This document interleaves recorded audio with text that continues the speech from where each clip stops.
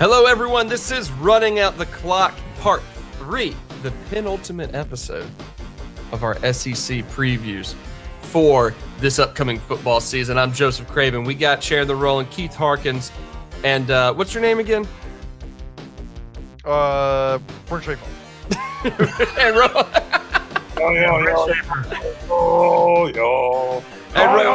Brent Schaefer.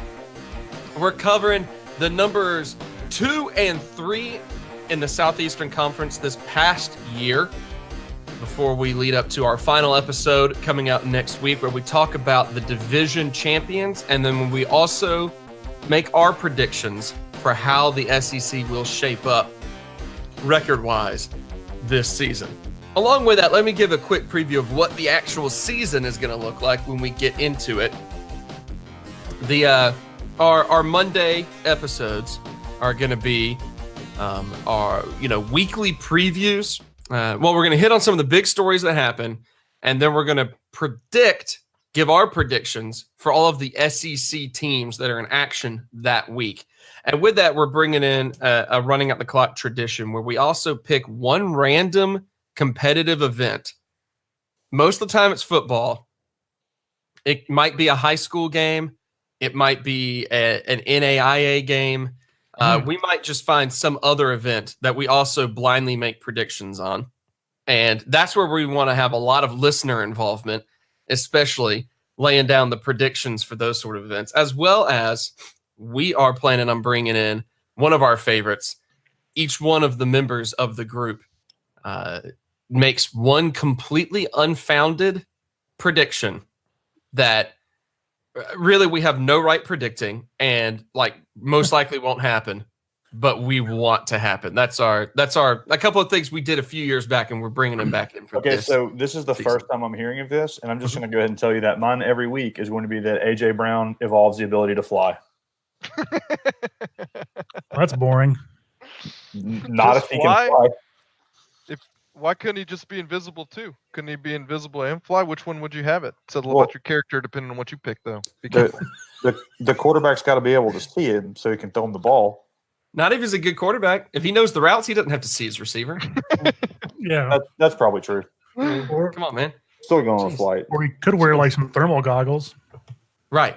Heat signature. You ever seen Predator? Yeah. Come on. This guy's never seen Predator. This guy never seen Predator. This guy's never seen Predator. Do you even Predator, bro? Bro, this guy doesn't even Predator. It doesn't. Oh my God. Unbelievable. All right, we got 4 teams to discuss, and we are rapidly wasting time.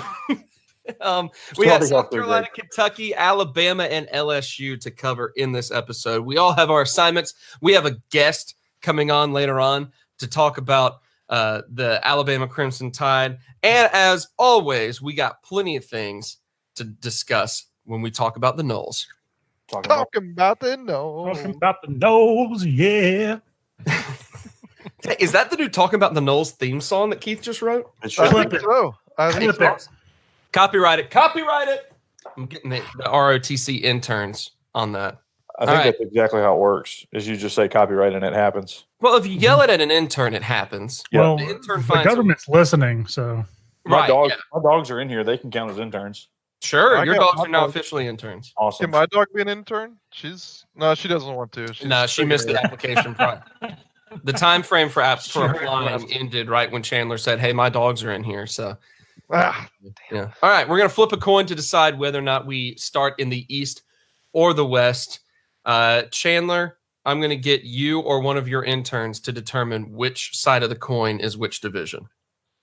So the interns are asleep. Oh my gosh! So they're doing their job very well. So I'm going to say Classic interns. Tails represents the SEC East. All right. So I got coin ready to flip. Oh, it's heads. We're starting in the What West. was heads again? West.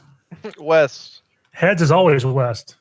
Yeah. Did you read that in the bylaws? It says it on a quarter. When you look at it, it says $quarter, parentheses, heads is always the West. Roe Hunter, give us a little bit of a briefing about the LSU Tigers, finishing the season ranked 18th in the country off of a 6-2 conference performance, 9-4 overall. This is after, of course, getting rid of an offensive coordinator, trying to establish some sort of offense that works, living in the shadow of Leonard Fournette. Darius Geis comes out and has a good season. Ro, what are they looking at this year, though? Well, first of all, rah, rah, rah, rah. Yep. Rah, rah, rah. Second of all, and to Yeah, that we're point, Sharon in the Hey, studio. rah, Tommy. rah, rah, rah, taken by Hummers. Bring safe on. I, of course, am making fun of and accurately talking exactly like the head football coach of the LSU Tigers. That would be Mr. Ed Orgeron. It really sucks for LSU yet again this year when Alabama and Georgia are going to be playing for the national title, and Auburn will also be playing for the SEC national title. For the national title as well. 3-team national title this year. A 3-team national title. Being fourth in the conference kind of sucks, and that's kind of where LSU is. You throw in the energy of like turnover changes and coaches. You have a new Florida, a better Mississippi State, consistently awful Arkansas, and a mediocre Texas A&M, and a dumpster fire at Tennessee. All right. Every single one of these teams, I'm going to predict that are going to not just beat LSU this year. It's just not going to be good. It's going to be very badly for LSU this year. And why? Why do I say this? Well, if any LSU fans are in our group, which there are none, please name a sure thing skill position as your starter. You have two guys really that are returning. One of the guys' names is Greedy Williams, which I think is probably my favorite name in all of college football. It's a solid name. The other guy is Devin White. Has anyone ever heard of these two people? Yes, I've heard of Devin White. Well, then you win the prize because I have no idea who they are. But they're the guys who are leading this team. And then Ed Orgeron is your coach, okay? He is your national championship level head coach. I'll just let that sit in because it feels as though LSU is a decade removed from when they were like competing for the national championship every year. They are slowly but surely becoming the Tennessee of the West. That's my big hot take for LSU. Yeah, it's not good. It's really not good. And unfortunately, they have a miserable schedule this year. But it doesn't make sense because they have all these great teams coming in at home, but their road schedule is tough, and the teams that they have playing at home are going to destroy them. I don't even think the games will be close, even though it's in Death Valley and all that kind of stuff. And I'll get to that in a second. But let's look at the team. Let's kind of break down the offense first. We'll start with the offense, then move to the defense. All right. Offense, you're losing the gunslinger Danny Etling to maybe the Canadian Football League. Maybe he's there. I don't know what happened to that guy. I didn't even bother looking. Wide receiver Patriots now. So is he really? Are you being for real? I'm going to look that up, but please do. That's indicative of the LSU offense, though. I think, right? They have a ton of talent. He's just a quarterback with the Patriots, but he is with the Patriots. Oh, man, I was hoping he'd be a wide receiver. Well, if you're a white dude on the Patriots, you're whatever position / wide receiver. I think I saw something where he showed up to rookie camp wearing like number 88 or something like that. Like it was something, he was wearing a receiver number or something weird like that. Okay. Yeah. They're counting on Joe Burrow, who is Ohio State graduate transfer coming in. He's 6'3", 214 pounds, and he was a big-time recruit for them, but he also was like the third stringer for Ohio State, if that tells you kind of where this guy's at. So one thing that we all know true of LSU in general is that they develop quarterbacks well. Think of the Jamarcus Russells. Think of the Zach Mettenbergers. Oh, did I already mention Danny Etling? I'll mention him again. Gunslinger Etling, playing for the Patriots. No, Joe Burrow's supposed to be coming in. He's going to be going all challenging the other three guys on the roster who it's pointless to mention their names. He's going to be the starter. I'm dead serious. He's going to be the starter. It's kind of a known fact. You think so, huh? Yeah. Oh, yeah. He's got the buzz around him. He's that recruit kind of guy who comes in and he's going to be the savior, all this kind of stuff.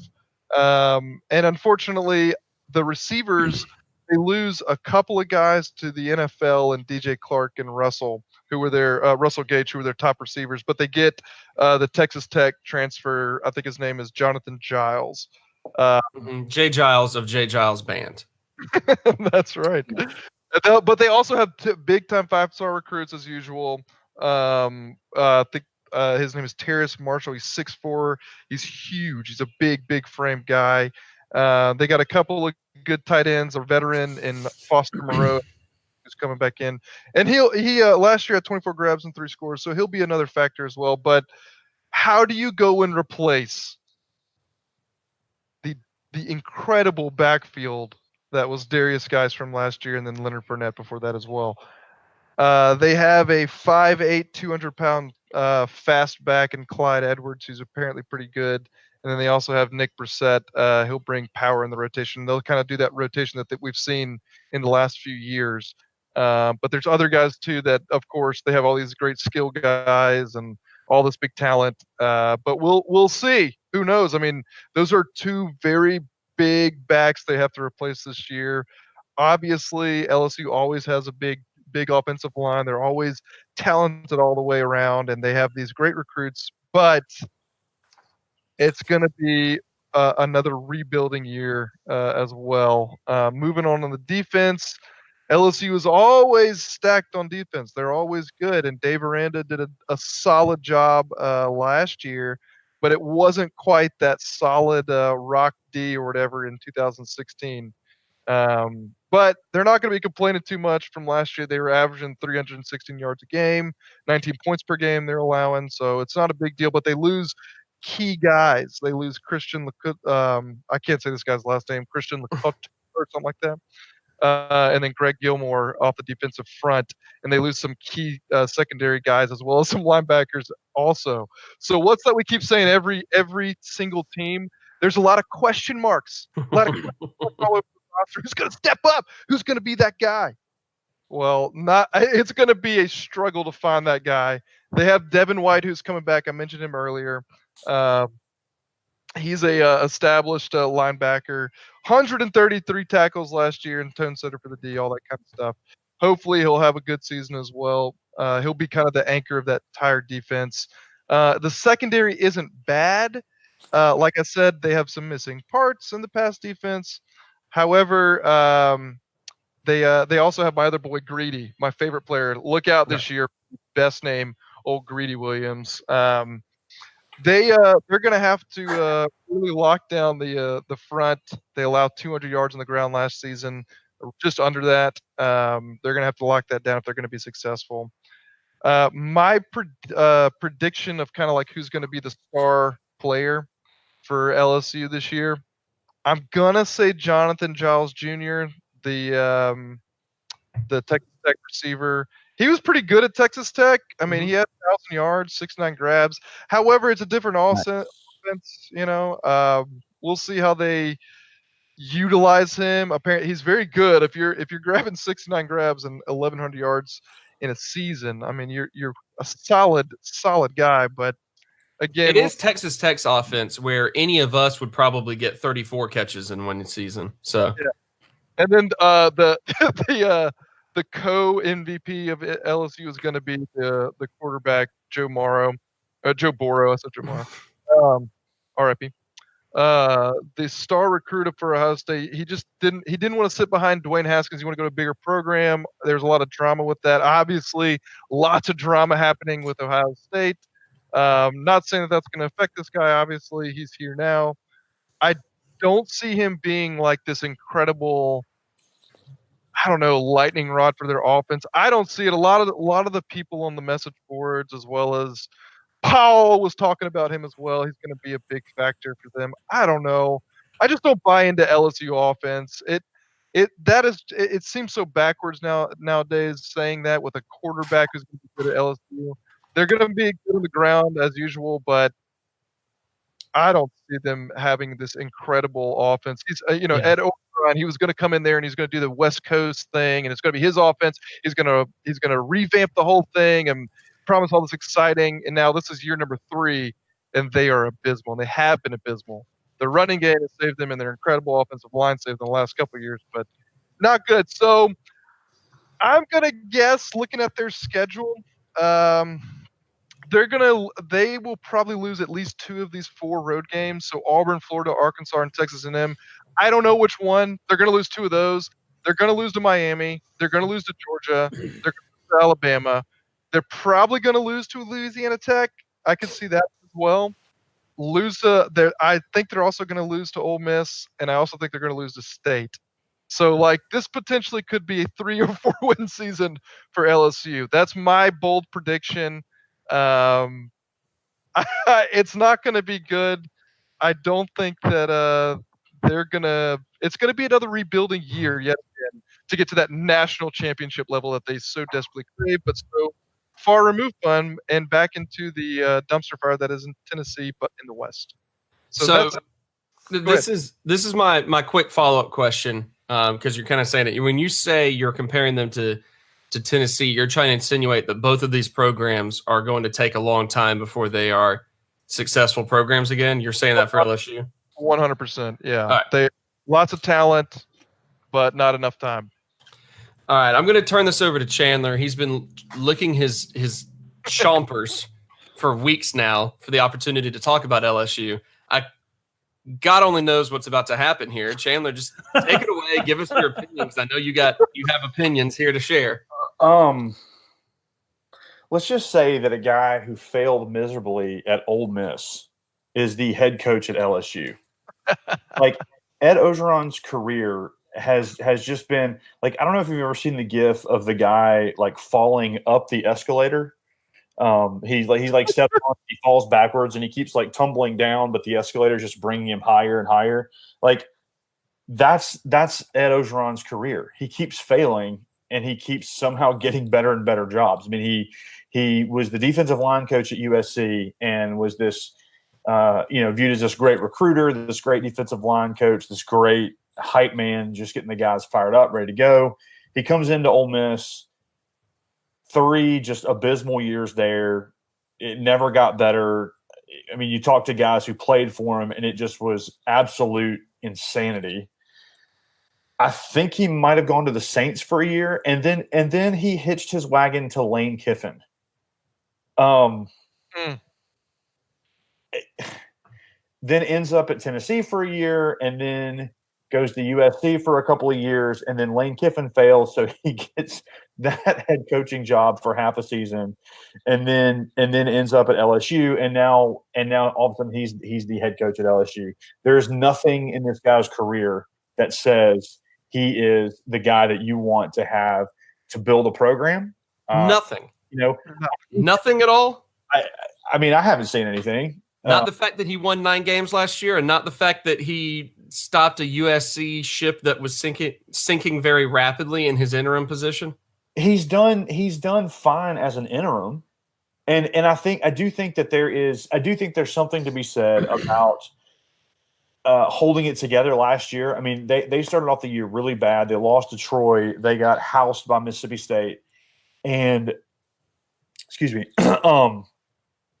Did you get choked up about that? I did. I got really choked up thinking about the good old days with Ed Orgeron.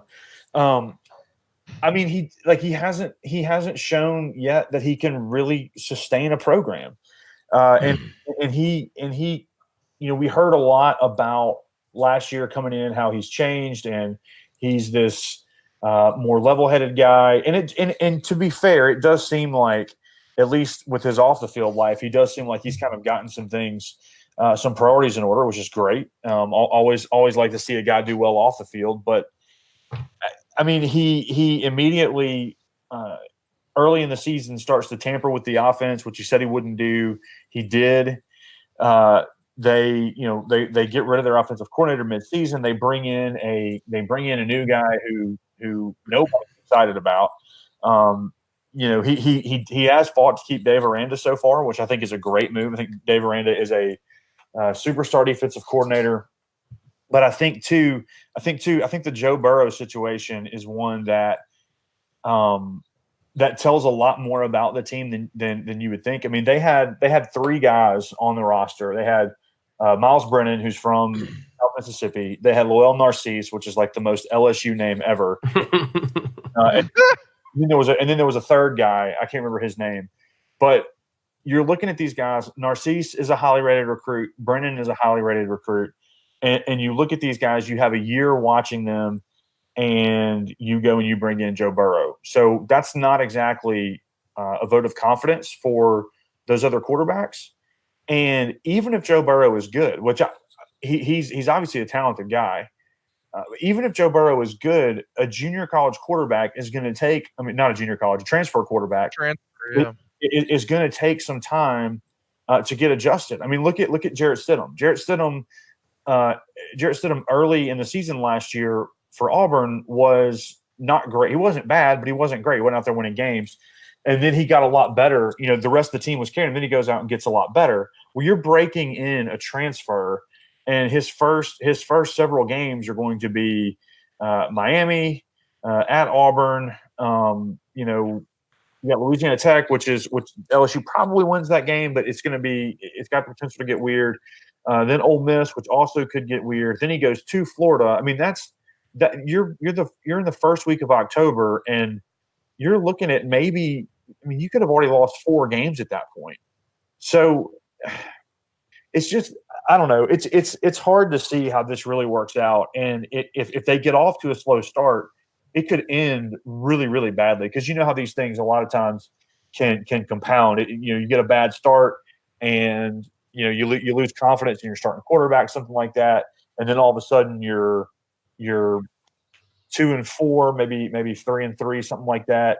And you've still got some of your bigger name teams to play, like Mississippi State, Georgia, Alabama.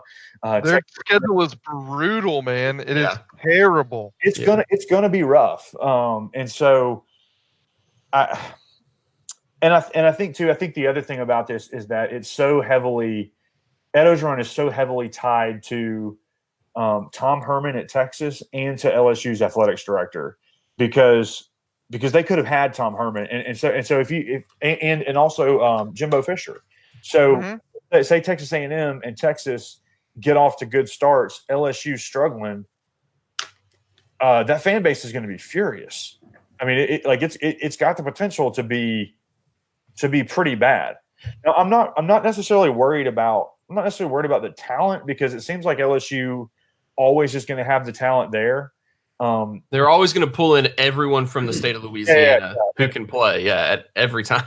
Which again, I mean, Ro, you mentioned Devin White pretty heavily. I mean, that was another one of Hugh Freeze's big failures was going all in on Devin White when everyone knew Devin White was going to LSU. Everybody knew it. I mean, it was just but and there you go. I tied to Ole Miss for you right there. But there it is. There's great defensive talent. But I just think the experience on offense combined with the really, really hard schedule early, I think that's going to be a death knell for them. Because if they slip up at all early, they can't have any mistakes this season. Which this team is going to be so riddled with mistakes though. And let's say best case for LSU in the first 6 games is 4-2. Yeah, that's absolute best case. So I don't know. That's got the potential to get real weird pretty quickly. It does. I mean, this is a rough year for all the reasons that Ro has mentioned and that we've elaborated on. In particular, just so much personnel loss.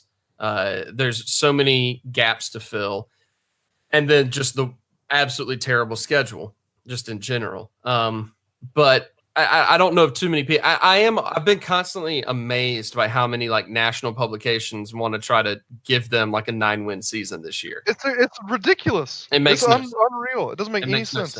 I think that they were entirely deserving of ending the last season with a top 25 ranking because of the upsets they pulled off and the way that they redeemed the season.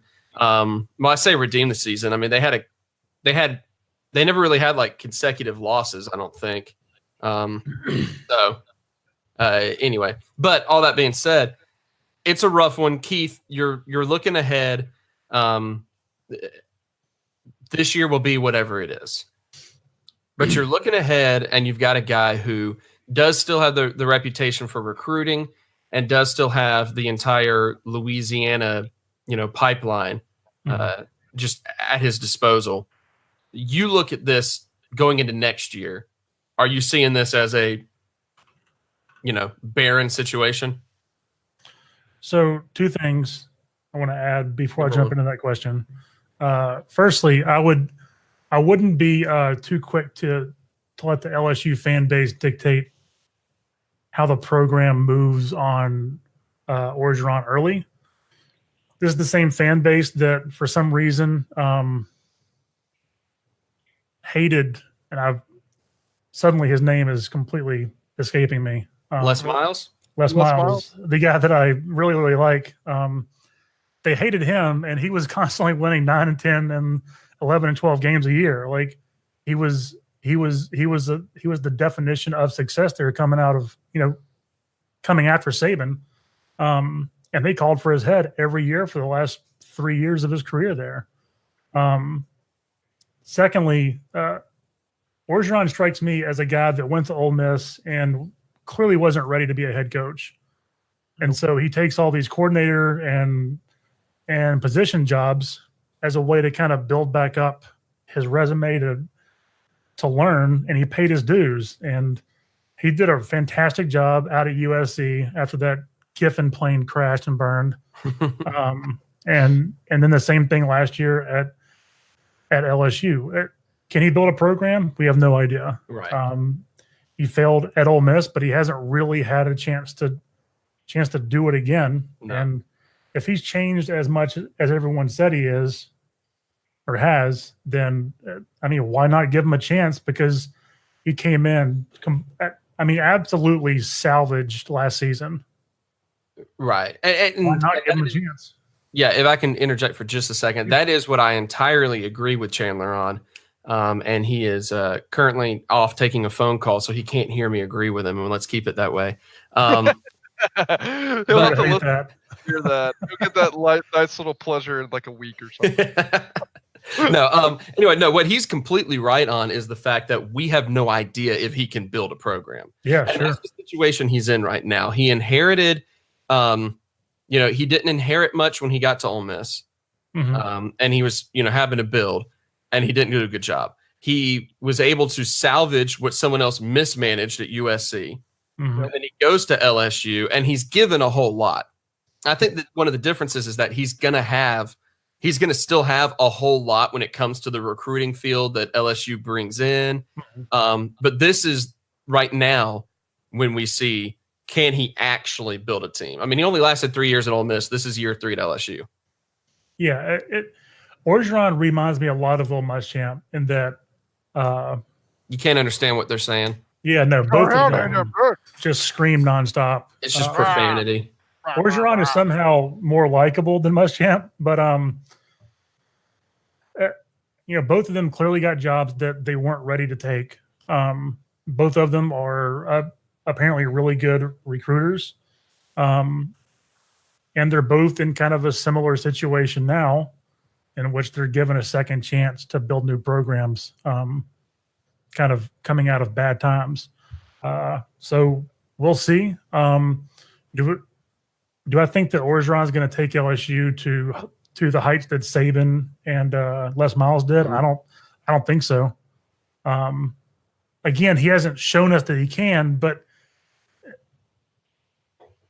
this is just his second real head coaching gig. So let's see what he can do with it.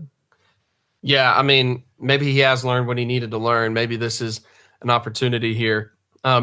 This is Roe. Your Tennessee comparison is great in that LSU fans, the best thing they can do right now is temper expectations for this season and temper expectations going into like next year.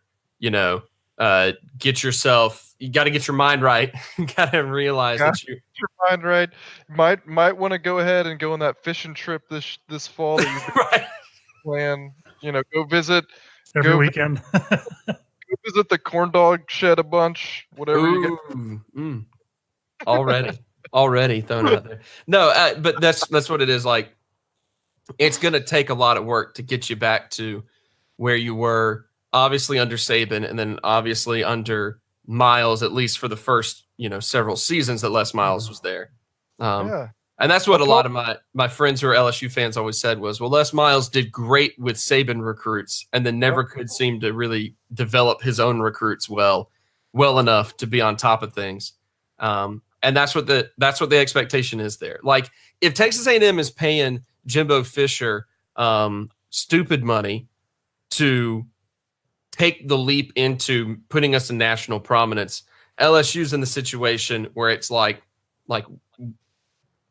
win now. Like, A&M's trying to play this like medium to long game of, all right, like, you're the guy we think who can take us from where we are, and then quickly, that's why they signed him a 10-year contract, over the time you're here, get us to national prominence. LSU is not that patient. LSU is not going to think that way. So we should, but they won't. Right. Exactly. It is it's nasty. I'll say this. I think that just seeing how well he navigated the USC thing, seeing how well he navigated not being given the USC job when there were a lot of fans who thought that they should go ahead and take the interim tag off and make him the head coach after he, salvaged. I mean, he went 6-2 with that team after Kiffin was bounced. Left at the airport. Left. I mean, clearly USC made the right choice in hiring Steve Sarkisian. They made a great choice. Yeah. Oh my gosh. We're gonna turn this entirely into just a podcast about like coaching failures and. Well, all right. So on that note, on the Ole Miss or on the coaching failures or whatever, right? Sure. So Ed Orgeron, interesting little tidbit about Ed O. Mm-hmm. Everywhere he's been since 1998, he's been a part of or coming up after some sort of serious scandal or consequence, something. So he goes to USC, right? He's there from 98 to 2004. There was this whole thing in the middle of that. He was the assistant head coach. This whole Reggie Bush thing that happened, if you recall. Something about Matt Leinart and Reggie Bush and LA and money. I don't remember exactly. From there, he goes to Ole Miss and he takes over David Cutcliffe's staff or whatever. And he doesn't. There's not a lot of controversy there, but he also is part of a rebuilding process. There was a ton of controversy there. Yeah, and he gives. I mean, like his first week on campus, he had an assistant coach passed out in a subway. Yes. From there, from Ole Miss, he gets fired from Ole Miss. Then he goes to the Saints in 2008. There is Bountygate in 2008 that we all remember this. That's part of that. From there, he goes to the Lane Kiffin regime at Tennessee that lasted all. He got a Super Bowl ring out of that, so I don't know. Sure did. I don't see any problems. Sure did, bud. He did. He starts the rebuild process at Tennessee. Then he goes to USC again and helps that rebuild. But he's also part of the reason why they have to rebuild. And then he's at LSU. So I don't know what happens to this guy after LSU. Who knows? But everywhere he goes, there's something that's being rebuilt or reconstructed or something. Which begs the question: is Ed Orgeron the Dark Lord of the Sith? He might be. He might really be. He's certainly an enigma. He's an absolute enigma. He's a good assistant coach. I mean, he coaches defensive line very well. He recruits very well. He's not a guy that's fit to run a program. He's just not. We'll see. Yeah, I mean, we don't know that. We haven't actually seen it yet. We just haven't, and that's the only thing is, this year's going to suck. It just is. There's too much working against it. I mean, you could put Bill Belichick just on this team right here, and he's not really going to salvage this season. There's too much going against it. But see, I don't think the talent is necessarily that bad. I mean, I think that with the inexperience, like I said, the inexperience in the schedule. Yeah. Because I mean, reasonably you could see him beating Ole Miss and Florida and obviously Louisiana Tech. I mean, it wouldn't be a to imagine them beating Mississippi State or Arkansas. But at the same time, if those first 6 games, if there's an injury or if something doesn't go right, I mean, that's where I think it could get squirrely, and that's where I think that Coach O's not really fit to kind of salvage something like that. Because Coach O, when things start going bad, he that fiery, angry at the world Cajun comes out. Mm-hmm. Coach O rips his shirt off. But Exactly.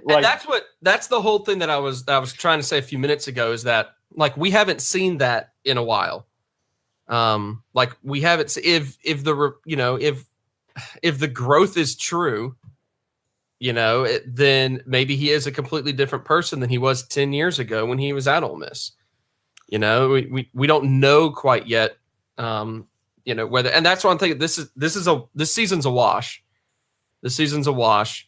And then if there's, anything that could be done, next year's absolutely what will define exactly who he is as a coach. That's my opinion, but and my question continues to come to this is, do you think that because really this conversation is not so much about Ed Orgeron as it is about Joe Oliva, the athletics director. Mm-hmm. And if they come out and say they roll a 6-6 or worse, which I don't know is likely, but it's definitely possible. Say that happens. Does Joe Oliva survive? And if Joe Oliva survives, does Ed Orgeron survive that? Well, here's a question I got to ask you to follow up on that. You said if they roll a 6-6, is that on like a D6 die or is this a D20? Because that really defines how good of a roll that actually is. Because if it's a D6 die and they roll a 6-6, that's phenomenal. That's so good. You ain't topping that. Nerds. I don't know. All I'm saying is that it's not unreasonable looking at the assistant coaches under Ed Orgeron who are now NCAA head coaches or have been head coaches to think that he's the next Nick Saban as far as coaching tree goes. God almighty. All right, we do have to move on. This is one of the biggest, most interesting topics that I feel like we could discuss for forever. So I guess we're going to have to do an overtime episode on it at some point. But we have to move on to the Kentucky Wildcats. At one of those weird teams over the past several years, Kentucky has, of course, had this trend of they start the season well, and then and everyone's like, oh, my gosh, look at this. Kentucky's starting off pretty strong. What are they going to do next? And then they have a midseason collapse. It's happened going back to, 2014, 2015? I think 2016 that was the year they started off poorly. They lost their first 2. I'm looking back, but 2014, they won a couple, went to triple overtime against Florida, won a few more, and then lost the entire last half of their season to not become bowl eligible. They needed one more win, and they could not and did not become bowl eligible 2014. So they've had this trend going on. This past season, 2017, was a year in which they didn't necessarily have an entire second half of the season collapse, but they didn't exactly finish strong either. Had a couple of wins sprinkled in there, including wins over in-state. These two teams are in the same state as each other, but against Tennessee and Vanderbilt. I meant to say in division opponents, Tennessee and Vanderbilt. And that's one of the reasons they were propelled to third place in the East with a 4-4 conference record. Keith, tell us a little bit about the Kentucky Wildcats under John Calipari. So last year was really bizarre. They were 2 wins away from winning 6 SEC games and 3 games away from having a 10-win record. I mean, they lost to Florida by a point. They lost to Ole Miss by a field goal. They lost to Northwestern in their bowl game by a point. I mean, they were really close to being a top-tier team last year. But the final on their game is a little bit of smoke and mirrors, I guess. They were essentially outgained by at least 75 yards in each of their games. So the scores are less indicative of their actual performance than I think we can take a look at. This year is going to be a little rough. They lost their quarterback. Their two biggest options at quarterback this year are going to be a JUCO transfer, Terry Wilson, and sophomore Gunnar Hoke. I think Hoke maybe has the inside track at it just because he now has a full year with the playbook. Even realistically, it's because his name is Gunnar. Yes. I mean, you can't not start a quarterback whose name is Gunnar. No, like that's an NCAA bylaw. Yeah. It also worked out for the Iceland national team. They want. Mighty Ducks too. Thank you for making that reference. I was waiting so patiently. Yes. If there's ever a guy named Gunnar, I'm bringing up Mighty Ducks too. Thank you. Even though Terry Wilson's probably the guy built more for the job, just because he fits Stoops' spread option offense a little better than Gunnar. So huge question at quarterback. The wide receivers are a concern. They were really inconsistent last year. But they have an all SEC tight end, CJ Conrad, who, and we all know this, tight ends are a young quarterback's best friend. They're typically easy outlets. They're easy reads. So maybe they can work off of that to help.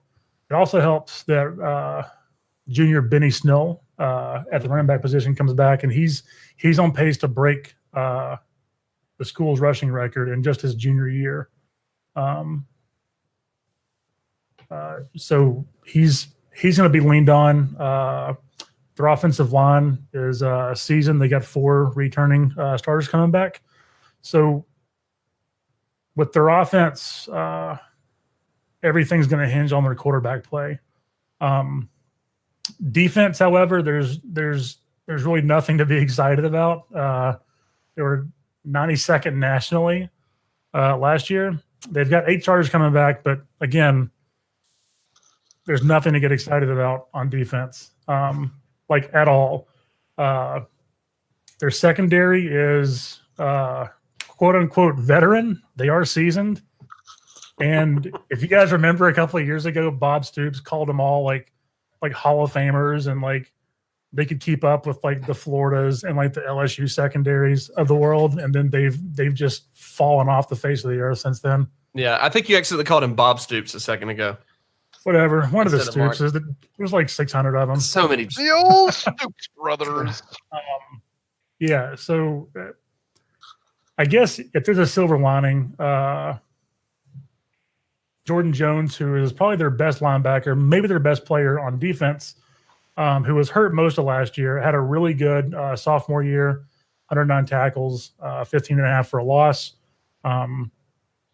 So he's coming back for his senior year. He's healthy so far. But I don't see how Kentucky takes a step forward. With a lot of the SEC East teams looking like they're going to be a little bit better this year, and Kentucky has so many question marks, I don't. The only thing that helps them this year is that their schedule is easy-ish because all of their tough games are pretty spread out. As far as their SEC West games, they have A&M and State. Ooh. So A&M's going to be a little bit easier. State's not going to be great. They got absolutely run over by them last year. But anytime Mississippi State travels to Kentucky, it's always a slog fest of a game. All the rules go out the window. It's Thunderdome out there, guys. And I think that Missouri is going to be a little bit better this year. Yeah. So they aren't going to have as easy of a road in the East this year. I don't see how they take a step forward from last year. Yeah. That's the trickiest thing here is if you're trying to establish any sort of credibility. I almost said credibility. right then. Credibility. Yeah, that's the word. Yeah, I'm liking it. So if you want to establish any credibility, that's our new term coined here on running. Copyright that. We're Then taking powers. Running up the clock, live from Merriam-Webster's dictionary. I believe it's Merriam-Webster Craven's dictionary. I'm adding myself in there. Thank you. Married into the family. Oh, yes, exactly. How did Merriam-Webster get to just make up words? Well, they invented words. Oh. Before then, the concept of words didn't exist. So that's history lesson for you, kiddos. Yeah, but how do you establish some sort of credibility with a squad like that is always going to be, always going to be looked at as, well, they're the basketball school, and you're sharing a division with the other, basketball school in the conference in Vanderbilt. And so, how do you establish something like that? How do you keep moving forward when, you got seasons like this coming here? Like Rowe in particular will look at that quarterback situation. Gosh, I feel like Kentucky has always tried really hard to find. They're almost, I would even compare it a little bit to Vanderbilt, how like they can never quite find the quarterback that actually fits what they're trying to do. And then when they do find some guy, like they hang on to, and then when he's gone, and they have to try to rely on people that have never played Division I football up till now, haven't taken any snaps. What does that do for an offense when the guy who is your signal caller, who is going out there to take that, is that inexperienced? Well, for starters, let's just revisit this quarterback in Kentucky's. All right.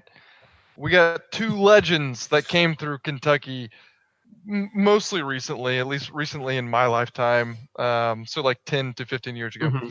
First being Tim Couch. All right. Yep. Tim Couch was an incredible quarterback for Kentucky. And then my main man, Jared Lorenzen.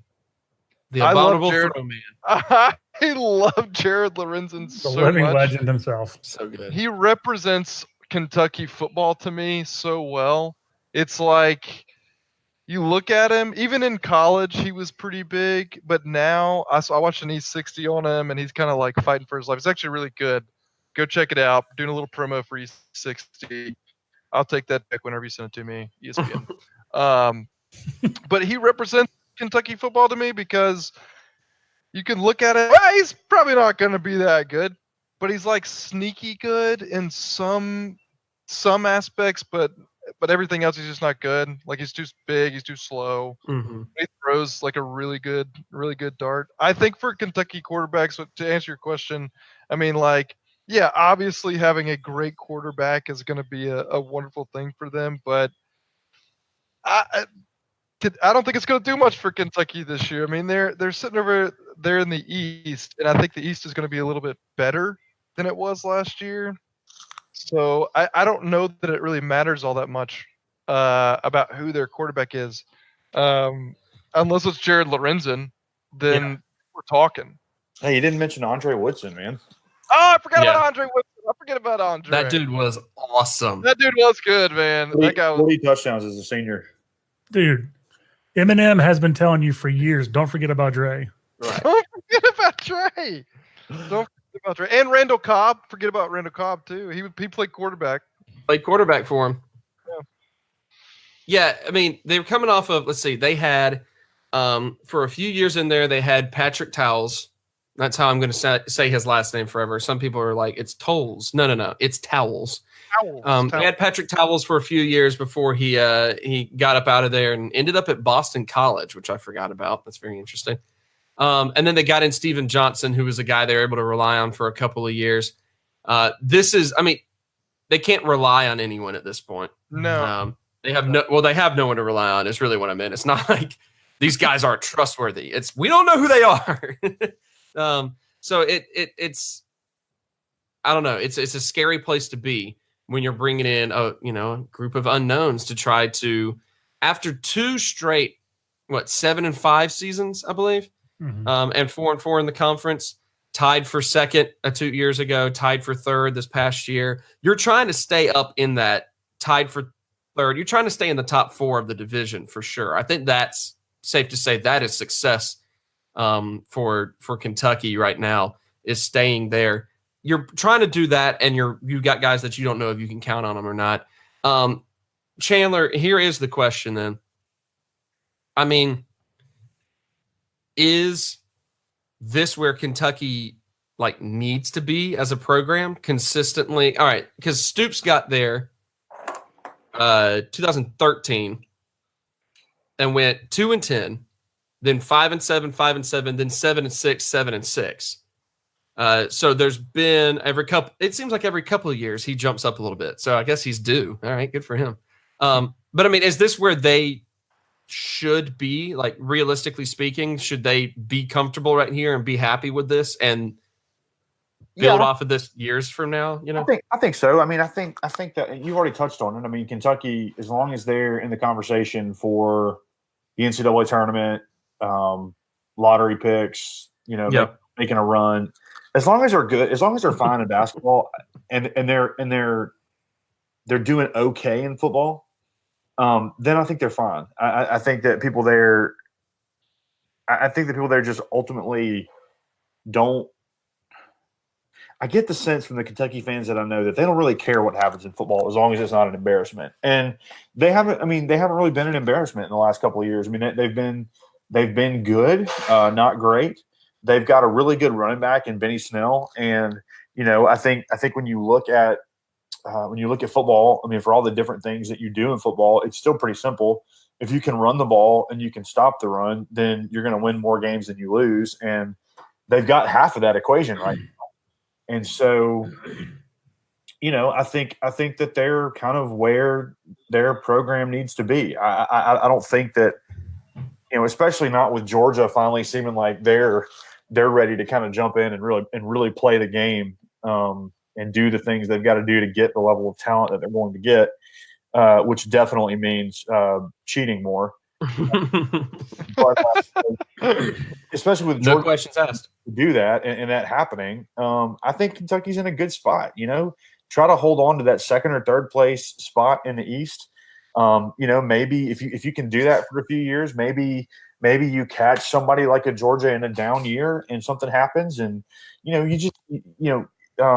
Kentucky just has got to build some consistency, and it can't be this roller coaster ride where it's like they're either really, really bad or they're rolling at 8-4 or something like that. I think if you can just kind of gradually build and just kind of keep building the talent, like I said, you've got to get another good running back to follow up Benny Snell, work on the defense, and because I mean, look, if you're Mark Stoops, you're going to be playing Vanderbilt every year.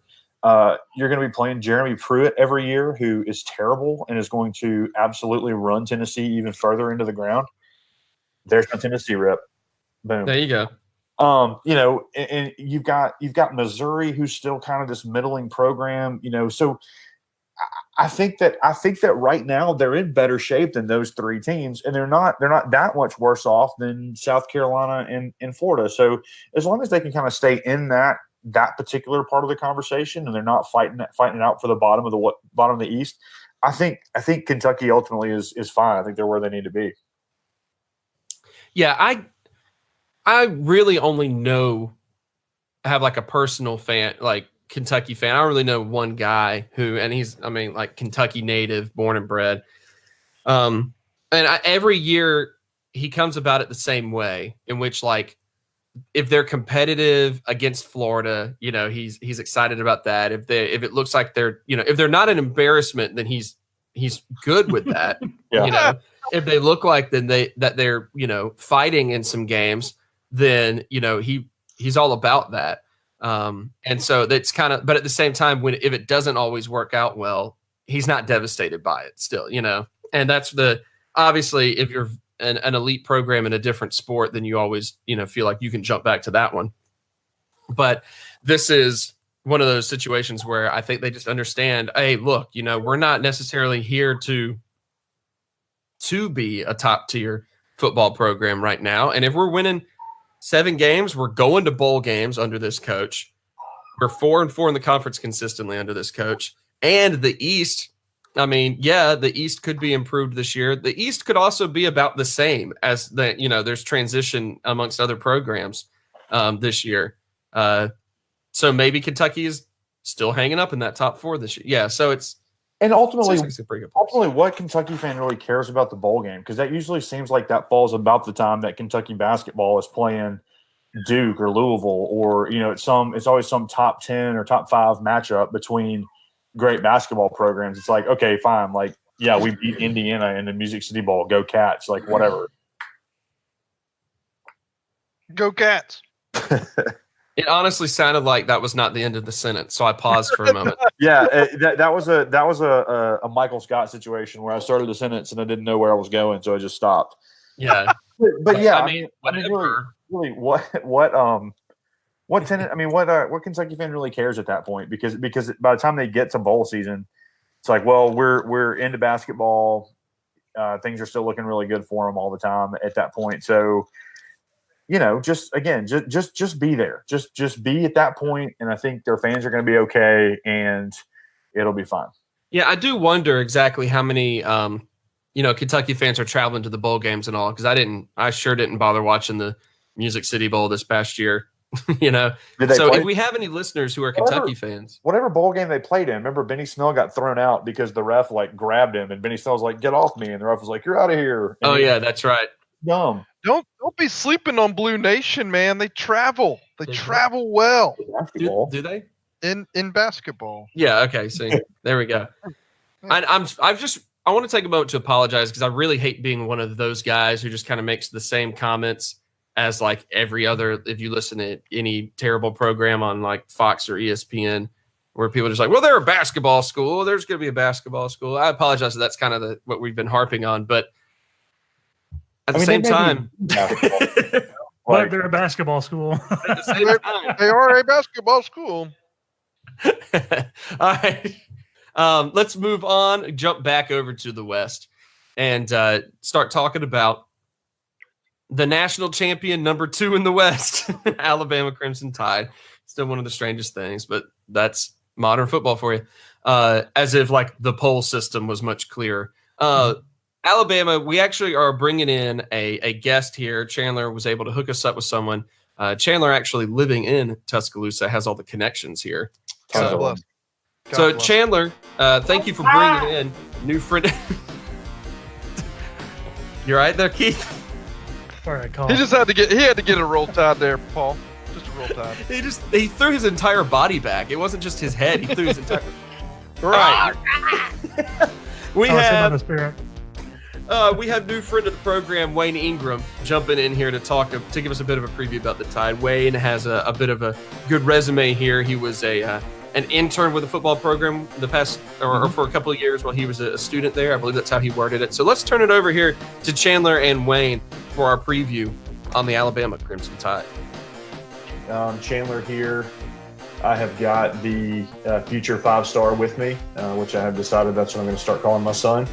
So Judson's going to help us in the interview process. But we've got Wayne Ingram coming on, running out the clock. He is a good friend of the podcast, a huge fan. He tells me every day how much he listens to it and loves it.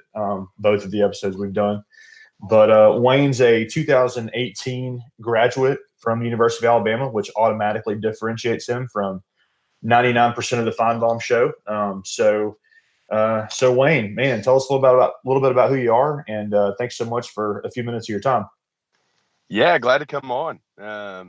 Like you said, just graduated this past May, and actually another thing that would distinguish me, other than being present for a lot of Alabama football games in my time, would be I actually worked for the team for my first 3 years of college, so nothing too crazy, just more intern-like work up in the football office, breaking down film, stuff like that. So gave me a good picture of football, a good enough picture to know that I didn't want to coach ball, but I still love talking ball. Yeah. So that's part of why, sort of why I thought you'd be such a great person to come on and talk about Alabama with us, was because you've been around the program, you've seen it up close, you've actually been to at least one practice this year, maybe a few more. So let's jump right into it, man. Obviously, the big storyline that everybody's talking about, to me, is actually not that interesting of a storyline. I mean, it's the quarterback battle. We know that Tua is the best quarterback on the roster. I mean, we've seen it. So I want to ask you a little bit more, not so much about the actual on the field battle, but just about some of the off the field stuff around it. I mean, Saban has always been a coach that's done a good job of kind of minimizing distractions, and it seems like team chemistry issues never really make it to the average fan, like to me, like somebody who doesn't follow Alabama closely. So this situation is different. What do you kind of see happening? Does this impact the team chemistry wise? I mean, just kind of give me your thoughts on that. Yeah, it's an interesting situation because we've really never seen this with Coach Saban's tenure at Alabama. It literally feels like every year we have a quarterback competition of some sort. But the last time we saw a younger guy challenge a returning starter at quarterback would have been when A.J. McCarron was playing for the Tide in 2010 and was unable to beat out Greg McElroy, much to the chagrin of Julio Jones. But, that's what happens. So it's been an interesting year for him. I think actually that 2010 season was a big learning time for Coach Saban, and one of the reasons why he gives a lot of younger guys more opportunities early on to get going. But the most interesting thing about the Jalen and Tua situation is with all the hype, with all the talk, Jalen kind of said this, the story's kind of taken on a life of itself. Jalen hasn't made any decisions yet. His parents haven't made any decisions yet. Coach Saban hasn't even decided who the starting quarterback is yet. And yet we've got everybody out here talking, calling into the Feinbaum show. Everyone's got their take. And, now at the end of the day, we all know Tua is a more talented passer. Most people can realize that from, the word coming out of Tuscaloosa that it's going to be his job going into the fall. But that doesn't mean that, Jalen is totally off the team and not going to play. I think now we see it. There's a lot more realistic shot to see something like maybe not a true two-quarterback system, but bringing Jalen in on the goal line and short yardage areas that he's been so efficient at, getting some of those runs. And, also, I don't know if you've realized, but we often take our starting quarterback out of most games. So there's going to be plenty of time for Jalen to play and develop and get on film. And then if next year, once he graduates in December, he decides he wants to transfer, he transfers. But yeah, I feel like that's the most realistic scenario now. Now, there's also a lot of scenarios where he leaves after fall camp whenever a starter is declared, if a starter is declared. And maybe also he plays 3 or 4 games and then decides he wants to sit out the rest of the season to preserve that red shirt. This being the first year of that new red shirt rule, and when we're kind of seeing this free agency concept being applied to college football. So I think there's a lot of factors there and a lot to talk about. So I understand why people want to talk about it, but the main thing to understand is nothing's been settled yet. We haven't named a starter. Yeah. No, you actually brought up a really good point there with the new redshirt rule. I mean, do you think that Saban has given much thought to, playing Tua for 4 games, playing Jalen for 4 games, and then playing is it Mac Jones? Is that the third string guy? Yeah. Playing him for 4 games, and then you maintain a redshirt for all 3 of them. So So you get a whole nother year of eligibility. I'm an accountant, so the numbers side of that really got me fired up the other day when I saw it. But Mac Jones actually already has a red shirt, so he redshirted last year. So okay, yeah, but the system would work where you just play Mac Jones for most of the season, and then 4 games each for Tua and Jalen. Give Jalen the 4 non-conference, give Mac the 4 easier SEC teams, and then let Tua take the other 4, and then give Mac the postseason. So there you go. You get all of them back another year. And, it's funny you say that. I think a lot of the reasons why there's not a lot of panic going on down in Tuscaloosa right now is because Mac Jones has had a really, really good spring. He's had a really, really good summer and fall camp so far.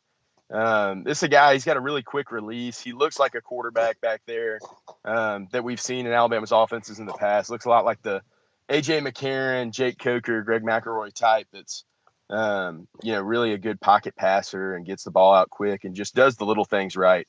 I'm not saying he's an all-pro. He's going to go play, at the next level, but I think we'd be really secure of putting him in that offense and running it with the amount of talent that we're bringing in. And I'll end up talking about that later. But from an offensive talent standpoint, I don't know if we've ever seen a more talented roster in Tuscaloosa.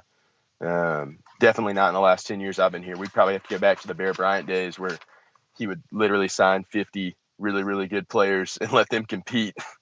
Yeah, because I mean, to me, and again, I'm the casual observer of Alabama football, so I could be off on this, but it seems to me like Alabama has always had, a couple of really good running backs. I hate to use this term because I just don't like it, but that's kind of the best you can do is like a game manager quarterback and then one elite wide receiver. I mean, obviously, Calvin Ridley most recently, Amari Cooper comes to mind, Julio Jones. You can look at those guys, and then OJ Howard. I mean, you've got a handful of guys that it seems like that there have kind of been one go-to option on the team, and you think that might be a little bit different this year. Yeah, we definitely going to spread it out. I think it's interesting to look at, the Alabama quarterback position. And I think the biggest argument we probably heard about the Jalen and Tua controversy was, Jalen's 26-2 as a starter. How are you going to bench him after that? Just for clarity's sake, the quarterbacks that Saban's had, I actually didn't look up John Parker Wilson's numbers. He would be low because of that first year in 2007. But Greg McElroy was 24-3. AJ McCarron was 36-4. Yeah, you had Blake Sims 12-2, Jake Coker 13-0, and then Jalen here at 26-2. So, the argument of record is really not the best argument to go with here because, like I've said, like you said, the quarterback position, and one of the glories of Coach Saban's system is he emphasizes defense and quality skill players and linemen. He doesn't put a lot of pressure on the quarterback. A lot of the systems we see in college football today are 100% dependent on the quarterback. You look at Louisville's system, where they used Lamar Jackson last year. You look at Ohio State's system, which only seems to work when they have a guy making throws at quarterback. Auburn's system is probably the best example of it.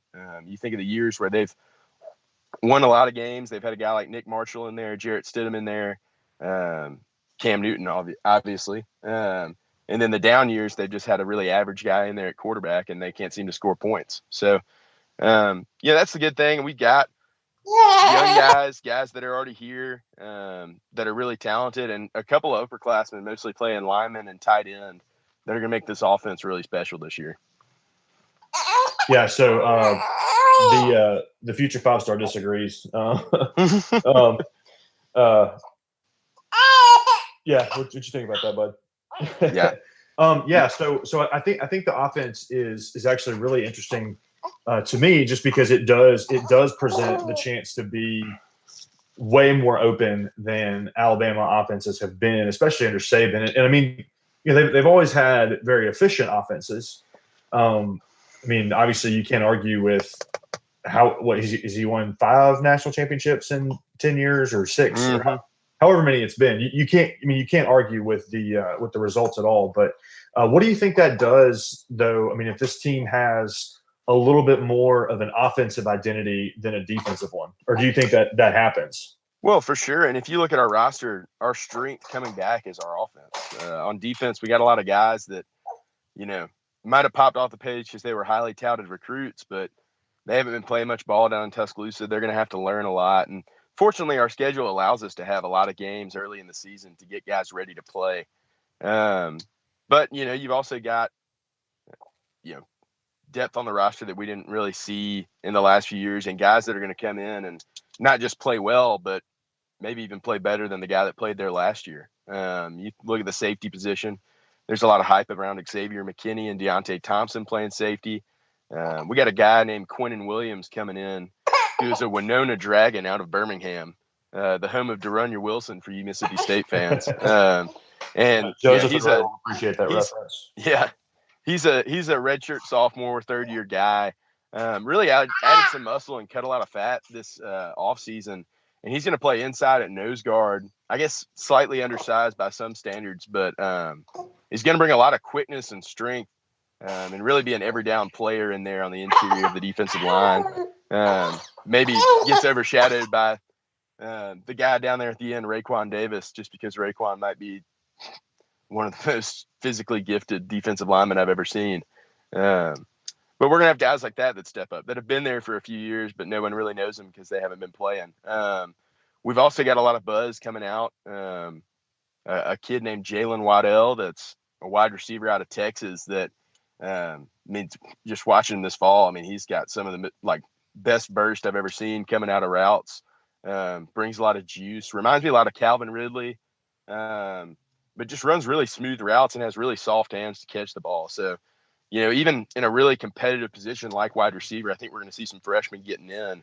Then you got senior leaders like Hale Henniges coming in to play tight end. Could probably block anyone in the country. And then we've got, just to give the special teams some love, and not the field goal kickers. We don't talk about that. But Skylar DeLong is a freshman coming in to take over punting duties from J.K. Scott. And he's looking like he's going to be able to play comparable to J.K. So overall, a lot of new faces, but probably going to be the same similar outcomes of we're just going to have to win games late in the season to see if we can win a championship, but ought to be able to take care of business. Yeah, it seems weird to say that a punter has left massive shoes to fill, but that's definitely not just because his feet are huge, because JK is like 8 feet tall. But actually, I mean, to have seen a punter that could change a game the way that he could, it's weird to think, but yeah, I mean, that's definitely the case. Now, you kind of touched on this a minute ago, but I want to go back to it. You mentioned a bunch of guys, especially on defense, but you mentioned a bunch of guys on the team as a whole. Who is somebody that right now going into the year, I don't know his name, but halfway through the year, end of the year, it always seems like Alabama has a guy that, unless you're just the hardcore recruitnik, know all the 5 stars where they go, or maybe it's a guy that, they find a guy that was a underrated recruit. Who's the guy that I don't know his name right now, but halfway through the season, he'll be a household name? Yeah, I think a lot of those guys on offense are at the running back position. Damian Harris is the returning starter. Everyone knows him. The other guys got a lot of touches last year were Bo Scarborough and Josh Jacobs. Bo obviously playing for the Cowboys now. Josh has had a really good offseason of getting healthy. That's always been his problem is staying healthy. And I think when he's healthy, he's one of the best backs in the country. The other 2 guys, Najee Harris kind of got his name out there in the national championship game doing some running, but you talk about having everything you want to see. Looks like a Olympic hurdler out there running the ball. And then sophomore out of Tuscaloosa, played at Hillcrest, Brian Robinson, a guy that's got comparable size to the Bo Scarboroughs and the Derrick Henry, and even going back to Justin Fowler. He's that size kind of back, but still has that high end speed once he gets up to speed. So I'm looking forward to see how deep we can go and handing the ball off this fall. And then over on defense, all our DBs are brand new. Trayvon Diggs is a guy that'll start on defense this year. His older brother, Stephon Diggs, is the wide receiver for the Vikings, but he's an explosive athlete, going to be playing corner for us. But really the guy that I like on defense that might not get touted a lot is Shaheem Carter. Third-year guy that's coming in. Haven't played a lot of special teams, so he's got good experience, but he's going to be taking over for Minkah Fitzpatrick in the nickel role, which is so important the way that teams run offense now, that you're going to see a lot of him making plays, hawking to the ball, but also being able to play some run support. So those would be the guys that I would touch on just across the board. Yeah, and Shaheem is a guy that especially kind of hurts my feelings because he on signing day chose Alabama over Ole Miss. And, I might actually be looking forward to football season if we had a guy like Shaheem on our team. But, the rich get richer. So as I look at the Alabama schedule, I don't see a game that they should lose. I mean, the Iron Bowl can always go either way. I think especially now that it seems like Auburn is kind of distraught. But what's a game or two that you look at that you think, I don't know that people are giving that team enough credit or enough attention, and not that it necessarily makes you nervous, but the game or two that you could look at and say, man, like that really could, if some things don't go right, that could really kind of not be great for us. Yeah, it's funny you say that. As much as ESPN and College Football Playoff Committee gets hated on for loving the Tide, Vegas loves the Tide. I mean, I think we've been the underdog in 2 games since 2008. That 2008 SEC championship against Florida, and then playing against 2015 against Georgia. We were the underdog. And so, yeah, going in this year, you look at all the games, you think we ought to be able to sweep, get to the Iron Bowl. The Iron Bowl's at home this year. And so without making any guarantees, without seeing Auburn play this year, I feel a lot better about that as an Alabama fan. As a football mind, I'm not sure that home field advantage matters as much as we like to make it out to be. But then after that, an SEC championship matchup with Georgia would be another clash. They certainly have enough motivation to get back to that game and enough skill and talent to give us a run. And then you get in the college football playoff and you wonder, who are we going to get matched up with? Are we going to be playing?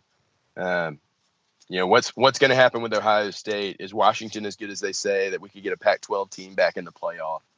And then as an SEC team that, doesn't really get a lot of love, Mississippi State is going to be that team this year where they've got a good enough roster. I mean, they took us toe-to-toe last year down in Starkville. And if Moorhead could get some offensive schemes prepared to maybe test some of these young DBs and linebackers, then they could really give us a shock right there as we're getting ready to play Auburn.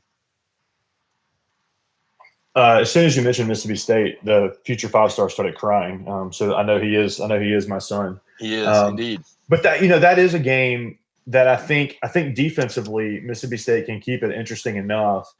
But the recipe to beating Saban coach teams have been explosive wide receivers and quarterbacks that can successfully throw the ball down the field. And I think with Alabama's added prowess on offense, I don't know that Mississippi State has that yet.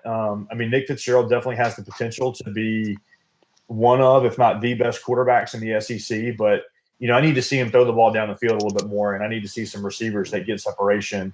But I do think that's a great team to kind of look at and think, if we don't bring our A game, and, like you said, it's right before Auburn, so you're getting ready for something else. I mean, if you're not focused for that, that could definitely be something that would derail your season a little bit. And so, speaking of that, knowing a Nick Saban coach team, knowing a Nick Saban recruited team, lots of talent. Yeah, is that what you think? Too much Mississippi State. Yeah, for real. We'll try to move on. The best case scenario for a Saban coach team is always going to be a national championship. So we won't even address that.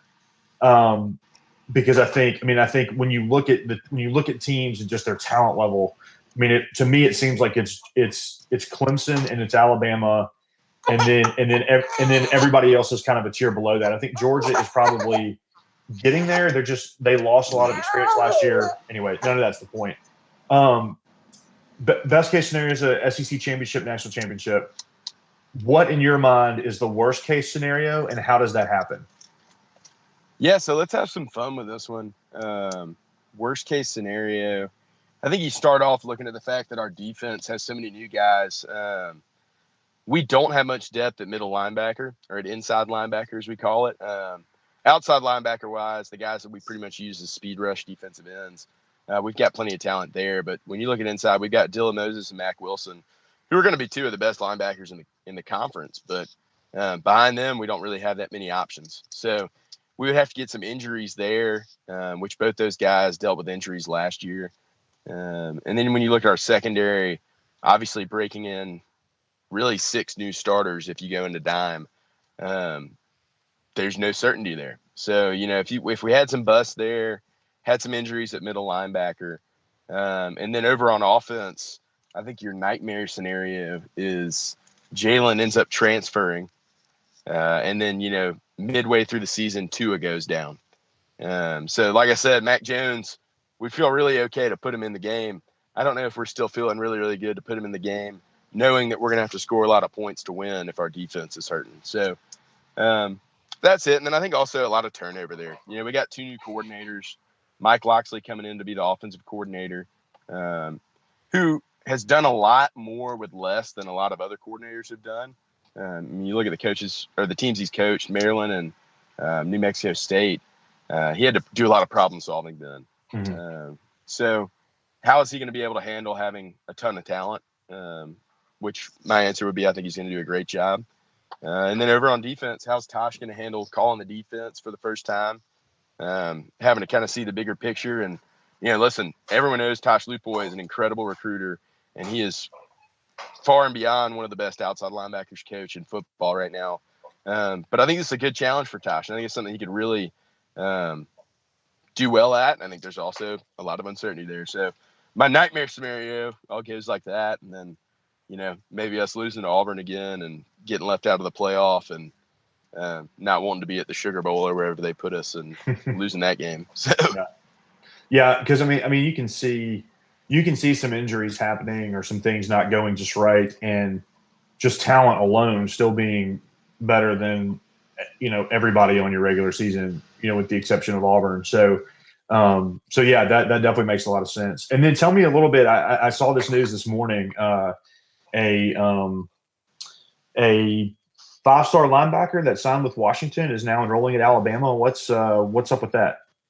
Yeah, that's actually a interesting story. I was in there the other day and saw that it broke, and Nick Saban was one of the most vocal people of saying that this free agency model, this new redshirt rule, that they weren't going to really help.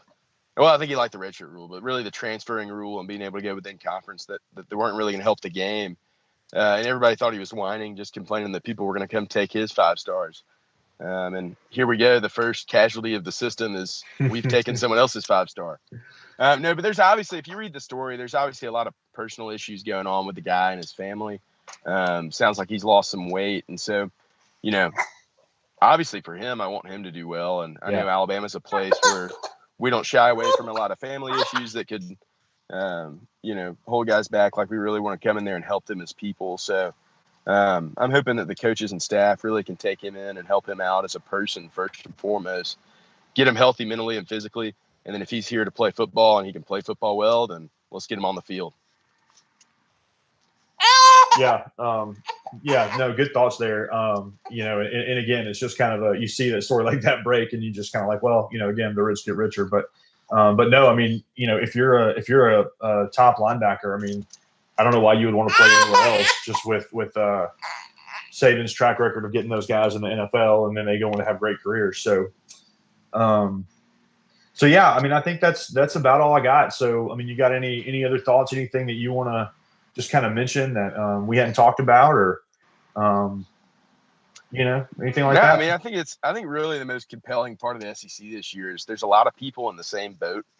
We've got all these first-year coaches. We got a lot of guys that are trying to take rosters and revamp them to their system. So I think it's going to be a really interesting year. The Feinbaum word he always likes to use is parity. There's going to be a lot of parity in the SEC, if you like pears and parity. So we'll see how that goes. And, it'll be interesting to see how the standings finish out, especially on the East, where it seems like Georgia's to win, but the East can get so tricky with winning the right game here and there that you never know who's going to finish in the championship game. So I'm excited for it. Yeah, I think regarding the East, the only reason Georgia slips up would be probably inexperience, and I don't think that's a problem after this year. I look at that, and I mean, obviously it could be wrong, but I look at that and think that Georgia's just going to run away with the East for as long as Kirby's there. So yeah, well, man, thanks so much for talking about the Tide with me. The future 5-star, I think, is ready to take a nap, so we're going to go. But I think he heard you say talking about the Tide and thought you were about to say talking about the Knowles. So he thought it was his time to chime in. And the other guys on the podcast are going to be very, very excited that a talking about the Knowles reference got in that I didn't bring up. So yeah. So good job there. So Wayne, man, thanks so much. Holler at me next time you're in town, and man, appreciate you. Absolutely. Take it easy, Chandler. All right, man. Huge thanks to Wayne Ingram for joining us on the program and giving us a great breakdown. We're going to try to bring him back throughout the course of the season every now and then to give us more insights on the Tide, especially in some overtime episodes as the season goes on. Paul. And so thank you, Chandler, for putting that together. We're not going to dwell too much on Alabama since Wayne did such a good job giving us a preview, but there is, of course, like everyone's been talking about the quarterback battle, blah, blah, blah, blah, blah. And it's an incredibly overblown story.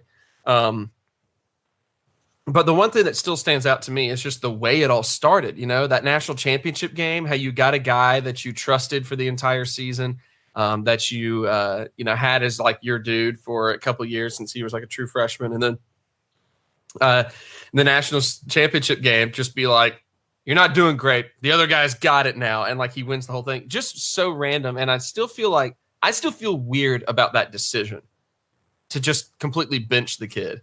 Like I get that it's because like he wasn't having a good game and the other guy is just a more refined passer and all that. But is that weird to anyone else still? Well, it wasn't weird to me at the time, and it's not weird to me because I think that there was a lot of concern about Jalen for a lot of the year, but the bottom line was he was just winning. It was because like, there also was like Heisman talk about Jalen. Not necessarily last year, but I know like the year before. And I mean, you go and you look at last year, and Alabama didn't play in just a ton of close games, but like he won them the game in start roll. I mean, he made a couple of big plays that, two of them might not have made, just because Jalen is. He's such a calm guy. He's so confident. Even when he wasn't playing well, he didn't seem like he was rattled. He just wasn't playing well. And so I think that when you roll him out there in the championship game, when you roll Tua out there in the championship game, it's just like, look, I don't think anybody could have looked at that game and said, yeah, I really think Jalen's fixing to author a major comeback here. Sure. And so it was like, we got to try something different. And so, I think it was probably the right decision, but I think that it's a decision that had been probably brewing ever since they had lost to Auburn, because he didn't play well against Auburn, and a lot of people were thinking that, in fact, I was talking with Wayne before the Iron Bowl, and he was saying that, he was like, Tua is definitely going to play in the Iron Bowl, but he obviously didn't, and they lost. So, I don't think it was a weird decision at all. I think the thing that it just comes down to is, Tua comes in the game, as weird as it is to say, Tua comes into the game in the national championship game with no pressure on it. I mean, all you got to do is just go out there and chuck the ball. If you lose, then everybody blames him in that hole to begin with, and it's not on him. And if you win, it's like, well, oh, you're the hero. So he turns out to be the hero. So the question I have is simply, how does he do as the guy? Because there's not a quarterback competition. I mean, anybody who watched you guys play, I know all the numbers. Jalen was 26-2 as a starter, and all these great, all this great stuff. And he's a great player, but you just look at the guy who fits the system better. He throws the ball better, especially as Alabama's going to have to rely on their offense more early in the season than maybe any other year in a long time. So you've got to have somebody that can throw the ball.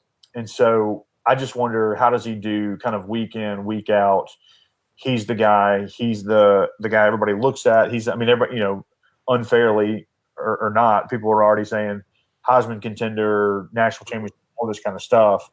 And so how does he do as that guy with that level of pressure, that level of scrutiny? Because, like I said, in the championship game, he had no pressure. It's just get out there and throw the ball and see what happens. And now he's got to be the guy week in, week out. And, in a league that I don't think there's a lot of teams that are going to be just talented enough to really challenge Alabama until you get to that Iron Bowl, so you get to the SEC championship game.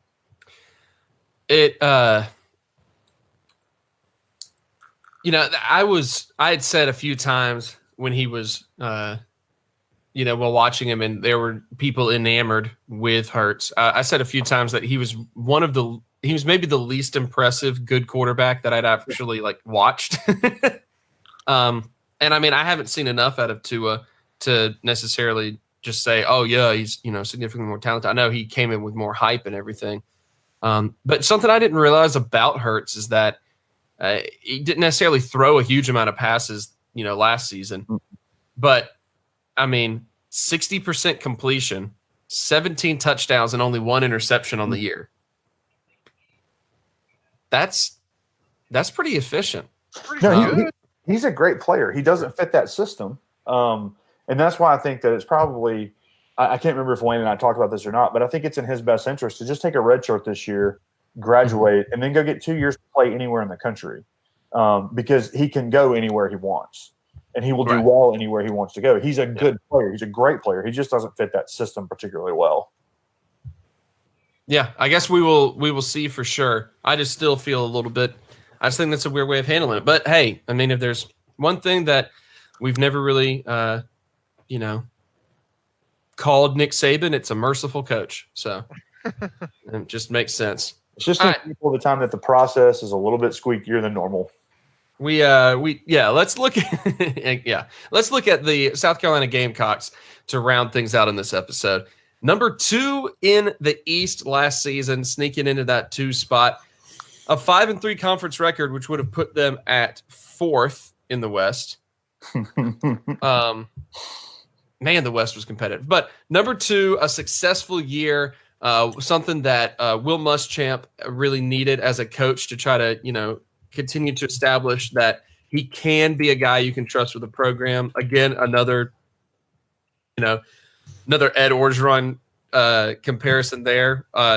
Still a guy that you're not sure you can actually trust, and he's trying to prove something. But he's able to go 9-4, and perhaps notably ended the season on a high note, winning in the bowl game. But the storyline for the Gamecocks this season revolves around the word tempo. See, under Will Muschamp, both Florida and South Carolina have fielded solid defenses, and that's no real surprise because Muschamp is kind of promising defensive abilities over his career. That's kind of his selling point. However, over his 7 seasons as a head coach, he is currently on his 4th offensive coordinator. Offense in general has been hard to come by for years in South Carolina, even going back to the Spurrier days when it seemed like he could never quite find the right combination of a good quarterback, a good wide receiver, a good running back. Never could get everyone there at the same time.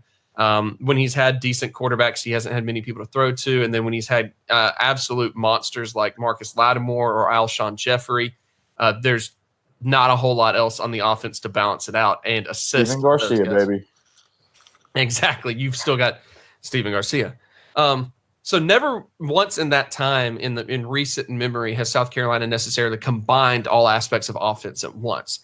And this is the year in which they might have it a little bit more together to an extent. They don't have a standout running back, but they've got a decent running back by committee system. Their top 2 rushers last year combined for 1,000 yards, and split carries almost evenly. I think they both had 98, 95 carries, something in that range. They return an experienced starting quarterback in Jake Bentley, and wide receiver Deebo Samuel, who actually had several touchdowns and was looking towards a very promising season before being injured in Game 3 and missing the final 10 games of the year.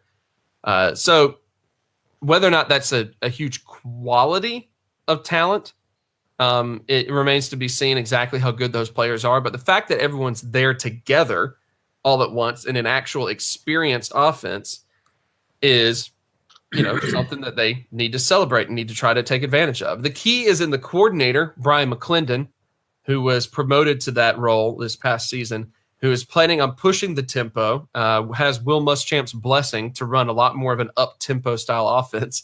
And I have to read this actual quote from him in terms of running an up-tempo offense. Are you guys ready for this? Because bring it on, buddy. Bring some insight. It's really simple. The more plays you run, the more opportunities you get for yards and points. You just get more at-bats. That's right. He's mixing sports metaphors. It just means more SEC. That's the biggest thing. We're going to try to keep snapping the ball and keep getting points. That's the plan. We want to be balanced and stay aggressive and be in attack mode as much as possible. God only knows what any of that actually means. Because listen here. We're talking about football here. Get the ball in the end zone. Prove the other guys can get in the end zone. It's football. It's just football. I love it. This reminds me. It honestly sounds like something that John Madden would say. Yeah, exactly. The only difference here is that I don't John Madden was a brilliant football mind with no ability to speak, and we're not sure where Brian McClendon falls right now. But he's inexperienced, but he wants to push the tempo and take advantage of the offense, and that seems to be what South Carolina really needs this season. On defense, it's actually very inexperienced, which is a little bit rare They have defensive tackle Junior Kinlaw, linebacker TJ Brunson, who are veterans and productive players and expected to have good seasons as well. Outside of that, there's a lot of new territory, a lot of unproven guys, questions about lack of depth. If someone gets hurt, what do they do? But it's also the one area that Will Muschamp's kind of trusted in. Like, people just kind of expect him to at least put together a good enough defense, even if there's a lot of question marks around. And that's kind of what they were, especially last season. So let's look at some last season numbers. They held opponents to 22 points or less in 7 games. So over half the season, and all of those were wins. Now, 22 points a game in like modern football is not exactly like a huge amount. Like, that 22 points a game is a massive amount in the 60s.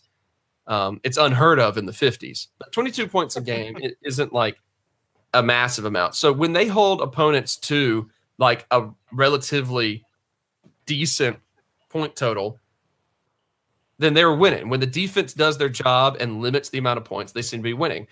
All 4 of their losses, of course, obviously, were when the team scored 23 or more points, which, again, isn't like a massive amount of points, 4 out of the 6 games, 2 of those losses were against number 4 Clemson, number 2 Georgia. And then they went to the Outback Bowl against Michigan, won 26-19, again holding opponents under 22 points. So there's this range in there where the defense does well enough to hold teams to low to mid 20s, and the offense can't do enough to score points. Keith, does that sound a little bit like Will Muschamp, Florida? Yeah. There's a glitch in the matrix. Right.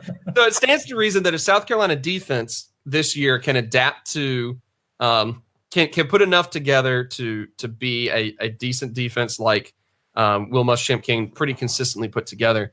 If they can adapt also to the new tempo that their offense wants to run, because we mentioned on the show that sometimes that can be a bit of a weak area. We talked about teams like Ole Miss and Missouri, whose offenses sometimes were too fast for the defense. If they can keep themselves in games through the defense, then, hey, if the offense pulls itself together, maybe they score 30 points and win a couple more games. Sure, yeah. I mean, that's what everybody was always waiting for at Florida.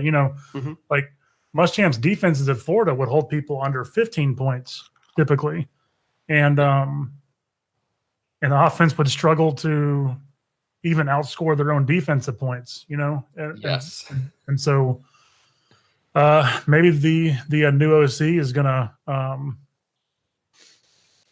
do better than all of his old OCs. Yeah. I think that's their like strength on offense, is that they're bringing in a guy who has a little bit of experience running the offense, and that at this point they're giving him the keys to the car and saying, go run the offense, do well. And he's getting like all of his tools back that he had last season when the offense did do pretty well.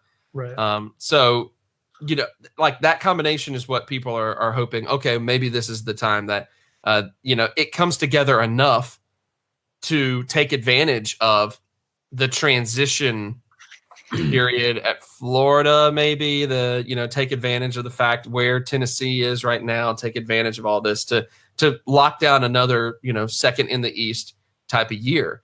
And their schedule favors that a whole bunch. I mean, it's like the East is going to be pretty cake through most of it. And there are 2 teams from the West are Ole Miss and Texas A&M, who are not the cream of the crop out West, And they get A&M at home. Right. So their favor does them a lot, or their schedule does them a lot of favors this year for sure. Yeah. Oh yeah, absolutely. That's one of the things that also plays in their favor. It seems to be a pretty favorable year. The biggest questions, is really strange considering South Carolina and Will Muschamp, is that like they're not really sure what the defense is actually going to look like.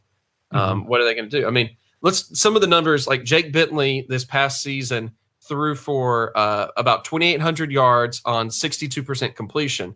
Didn't have great touchdown to interception numbers, 18-12. Now, granted, his best wide receiver got hurt in game 3.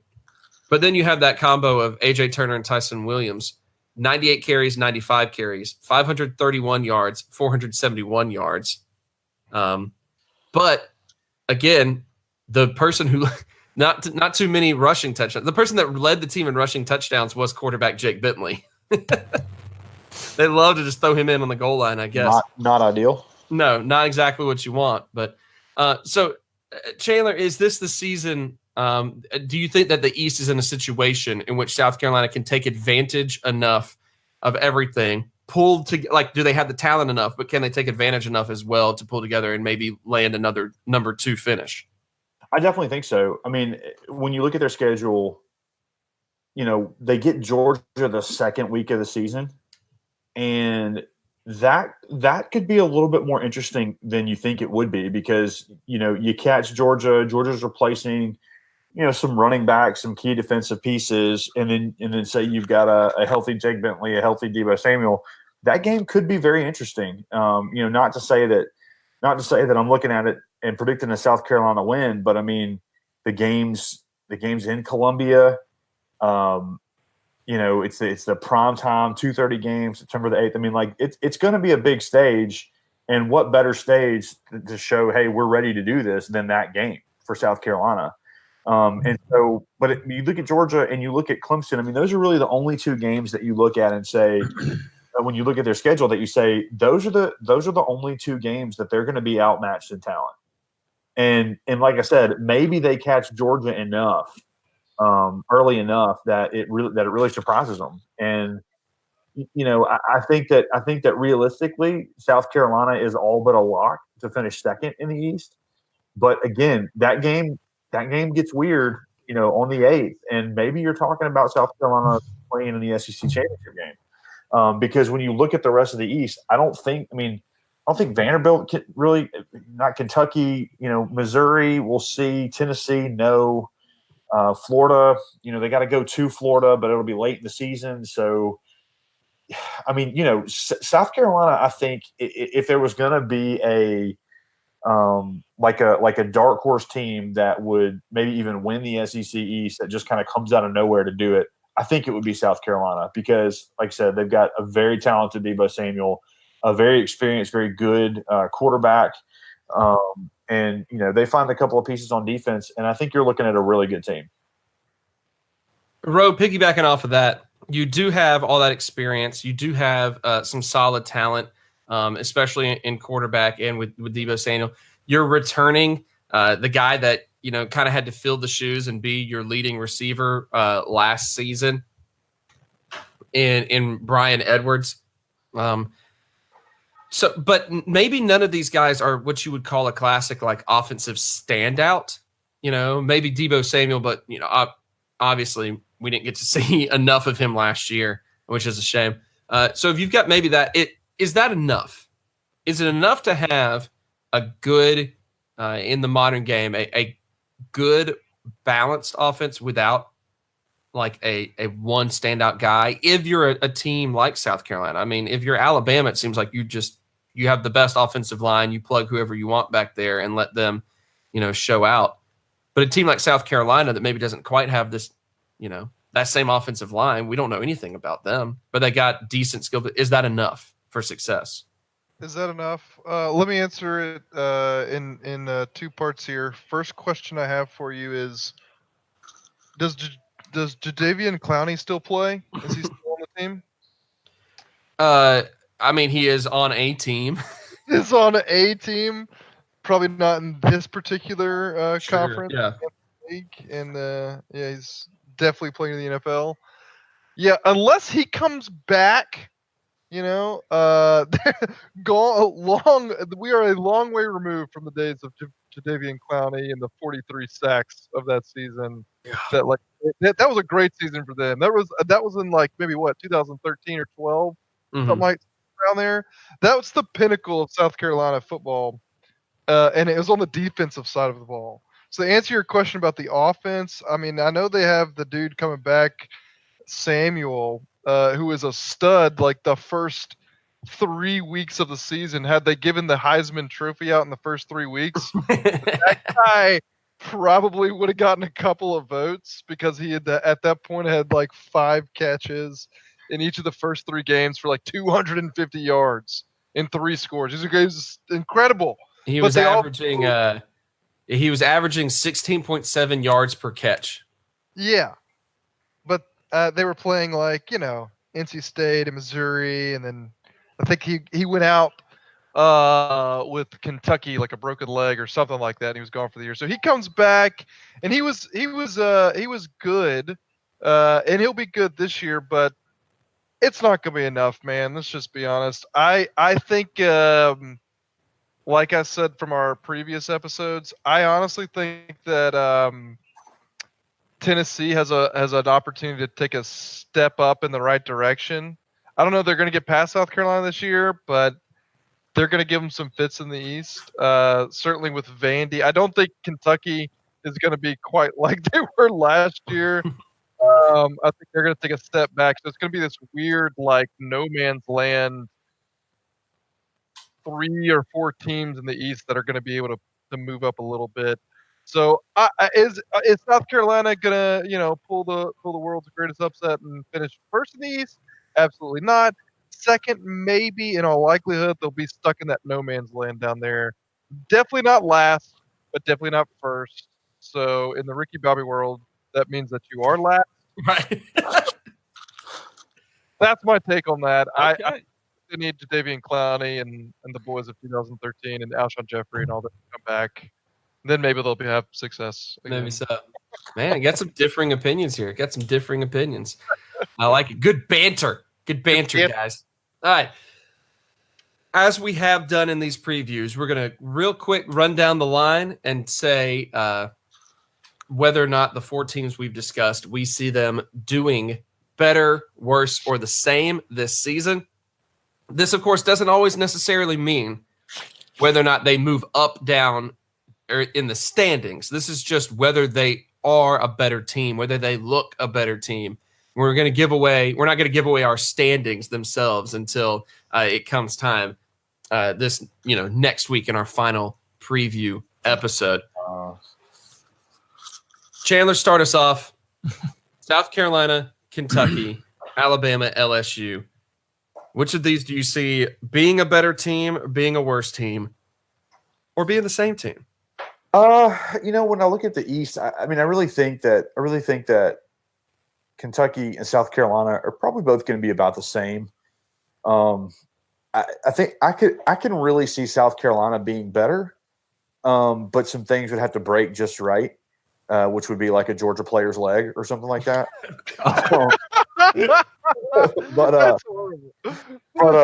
No, I could see South Carolina being a little better, but I see them being about the same.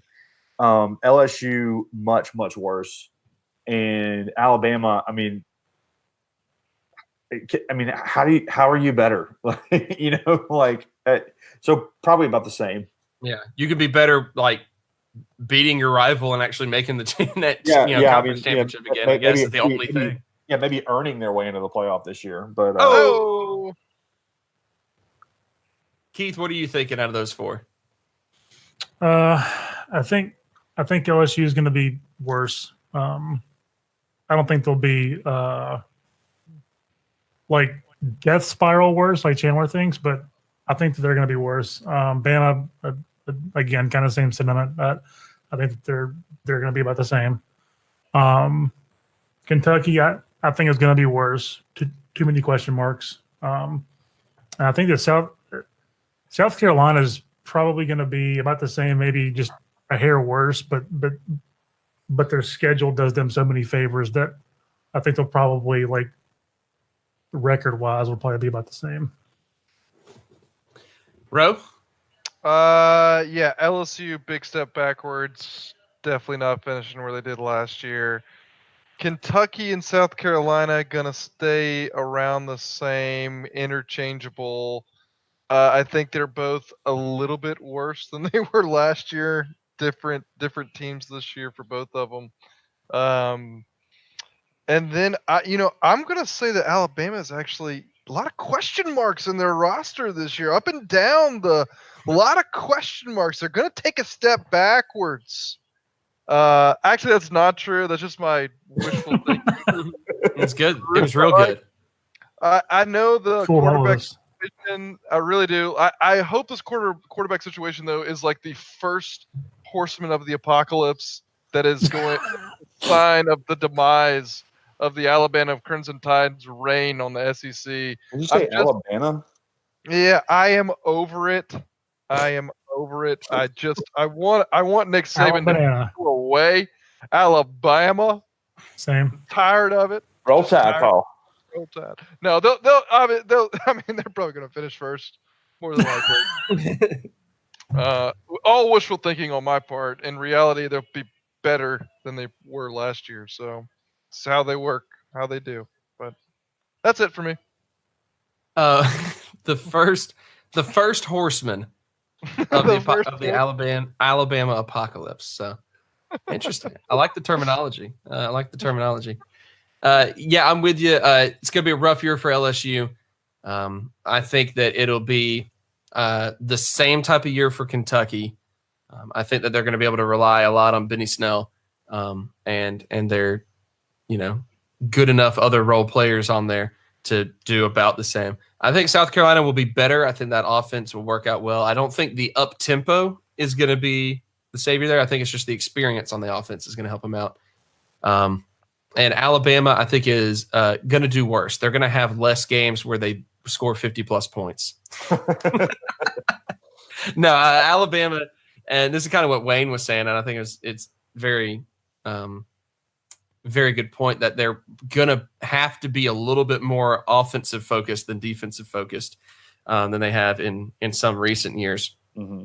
But, I mean, they do – the talent's there. They do what exactly. They do what you have to do to always win. It doesn't matter if you're playing in the 2020s, the 2070s, if you're playing in the 1930s. You control the line of scrimmage, you're going to win games, and you're going to win a lot of them and probably a national title. And Alabama does it.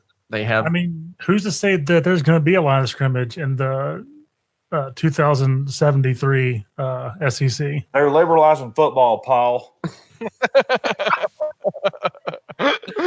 Oh man, hey, let us know what it is you think we're totally wrong on, because I bet it's a lot. Tweet at us.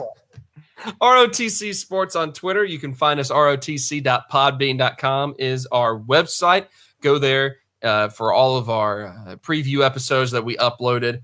If you're not subscribed elsewhere, some written material will be coming out during the course of the season. It'll be fun. We're going to be putting out a lot of content there. You can find us on iTunes, Google Play, Spotify, the Podbean app, thanks to our hosts, Podbean, who are awesome. Find us anywhere, really. If you just get on the internet and start barking at it to find us, we're probably going to show up. Trademark that. Like I'll show up at your house just to hang out. Like, I don't have anything to do. And he's going to share some LSU opinions with you. Football. Probably. This is running out the clock. Thanks again to Wayne Ingram. Thanks again to the future 5-star Judson Rowland showing up as well in that little snippet. I'm Joseph Craven. It's Chandler. It's Keith and Rowe. We'll see you next time.